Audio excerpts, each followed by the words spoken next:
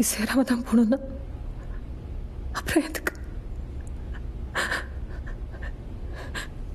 பாவம், என்னால நீயும் எப்படி? முதல்ல நான் எப்படி நம்பினேன் உனக்கு என்ன பிடிக்காதுன்னு? என்ன இருந்தாலும் அங்கேருந்து உன்னை பார்த்துட்டு வந்திருக்கணும். அவசரம். அன்னைக்கு மட்டும் அந்த பொண்ணு உன் பேரை சொல்லியிருந்தா எல்லாம் மாறி இருக்கும். எல்லாம் தலையெழுத்து.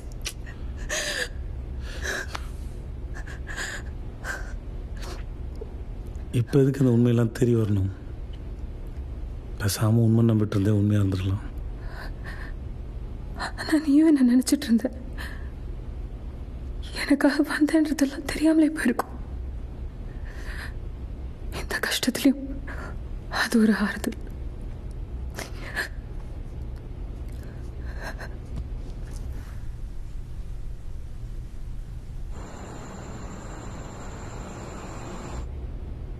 அதென்ன கூட இருக்கும் போதெல்லாம் இல்லாமல் விட்டுட்டு போய் 3 வருஷம் கழிச்சு வந்து சொல்லணும்னு ஒரு ஞானோதயம். ஆக்சுவலாக எல்லா நாளுமே தோணும். ஆனால் ஏதாவது ஒன்று வந்து தடுத்துரும். நம்ம வந்து ஜான் அளவு கலராக இல்லை, ஜானு மாதிரி நமக்கு பாட்டு பாட வரல அப்படிலாம் தோணும். அன்றைக்கி என்னன்னு தெரில, இன்றைக்கே சொல்லேன் செத்துன்ற மாதிரி. என்றைக்கும் இல்லாத தைரியம் வேறு. டக்குன்னு அன்றைக்கே கிளம்பி உன் காலேஜ் வாசல் வந்து நின்ட்டேன். கேட்கணும்னு நினச்சேன். நான் அந்த காலேஜில் தான் படிக்கிறேன்னு உனக்கு எப்படி தெரியும்? இது என்ன கேள்வி? அதெல்லாம் தெரியும். அதான் எப்படி? நீ மெட்ராஸில் தானே இருந்த? அது அதுக்கு ஆள் வச்சுருந்தேன். அப்பா உனக்கு என்ன நடந்தாலுமே எனக்கு தெரிஞ்சிடும். எப்போயாவது பார்க்கணுன்னு தோணுச்சா கிளம்பி தஞ்சாவூர் வந்துடுவேன். நீ காலேஜ்லேருந்து வீட்டுக்கு போகிற வரைக்கும் உன்னோட பின்னாடியே வந்துட்டு பக்கத்தில் வந்தால் மட்டும் ஒழிஞ்சுப்பேன். என்ன நீ எனக்கு பதிலாக வேறு ஒருத்தரை பார்த்துட்டு தான் கோவப்பட்டங்கிற விஷயம் தவிர மற்ற எல்லா விஷயமும் இந்த ஐயா பிள்ளைக்கு தெரியும். என்ன தெரியும்? எங்கே சொல்லு பார்ப்போம். ஏதாவது தப்பாக விட்டுடுச்ச? உன்னோட 10th மார்க் வந்து 886 +2 மார்க் வந்து 990. உன்னோட பர்த்டேக்கு வாங்க என்னோட பர்த்டேக்கு போடுவோம். நெக்ஸ்ட் வந்து முருகன். நான் அவரோட பண்ணது நீ பாட்டு பண்ண உன் தமிழ் லிட்டரேச்சர் படிக்க முடியும். ஆனால் உங்கள் அப்பா உனக்கு பேசிக் கம்ப்யூட்டர் ஃபீஸ் கட்டு வந்தார். அது தெரிஞ்சு நீ என்னால் சாப்பிடாம இருந்தால். ஆனால் அந்த ஆளுக்கு இந்த விஷயம் தெரியவே தெரியாது. இல்லை, அப்பாவுக்கு தெரியாது, ஆனால் எனக்கு தெரியும்னு சொல்ல வந்தேன். சாரி. 1990 ஒரு டைஃபாய்டு வந்தது, 2000 ஒரு ஜாண்டிஸ் வந்தது. ரெண்டுமே எக்ஸாம் முன்னாடி சொல்லி வச்ச மாதிரி வந்தது. அப்புறம் நீ காலேஜ் படிக்கும்போது உன் பின்னாடி சுட்டமில் வச்சுட்டு பிரதீப் சுற்றுனா விளங்காத ஒருத்தன் அவன் கூட அடிச்சு யாரோ ஒருத்தங்க வாயிலாம் கழிச்சு ஹாஸ்பிட்டல் சேர்த்தாங்க. அது கூட போலீஸ் கேஸ் வச்சுல அவன் நான் தான் அடித்தேன். நான் தான் அடித்தேன்.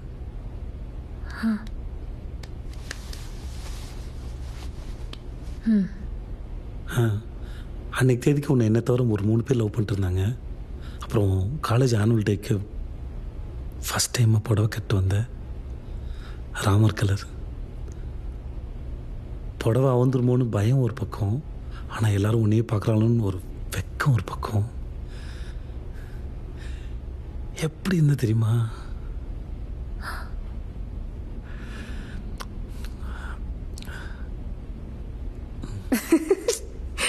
இன்னொரு வாட்டி பண்ணு.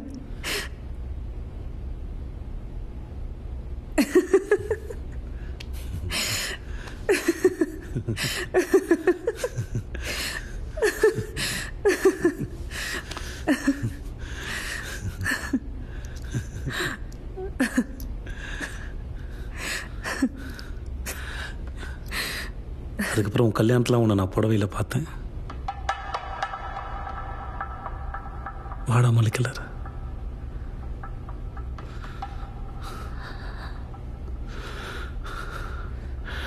நீ நினச்ச மாதிரி உன் கல்யாணத்தில் வந்தேன் ஜானு.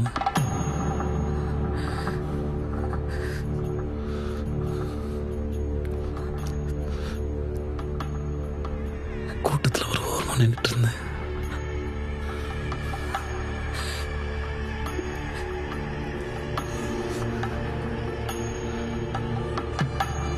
தாலி கட்டுற வரைக்கும் நான் இருக்க முடியல.